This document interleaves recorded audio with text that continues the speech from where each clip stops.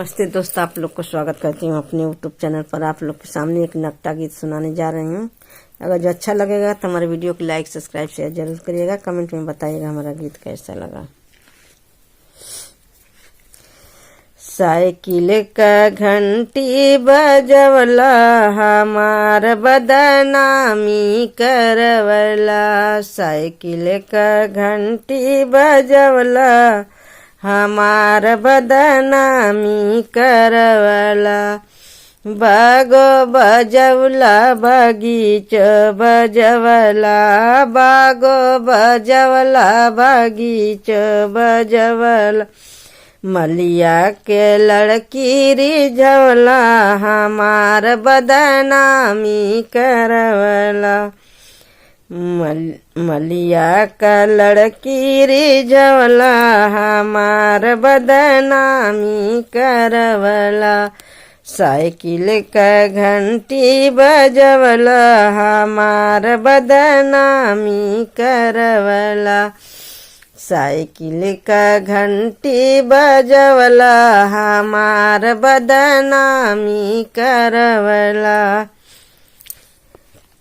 कुआनो पर बजवला जगतियो पर बजवला। कुआना पर बजवला जगतियो पर बजवला। महरिन का लड़की रिझवला हमार बदनामी करवला।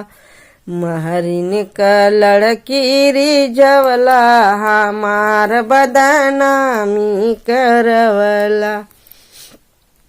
साइकिल का घंटी बजवला हमार बदनामी करवला। साइकिल का घंटी बजवला हमार बदनामी करवला। महलों पर बजवला दू महलों पर बजवला। महलों पर बजवला दू महलों पर बजवला। रानी का लड़की रिझवला हमार बदनामी करवला। रानी का लड़की रिझवला हमार बदनामी करवला। साइकिल का घंटी बजवला हमार बदनामी करवला। साइकिल का घंटी बजवला हमार बदनामी करवला।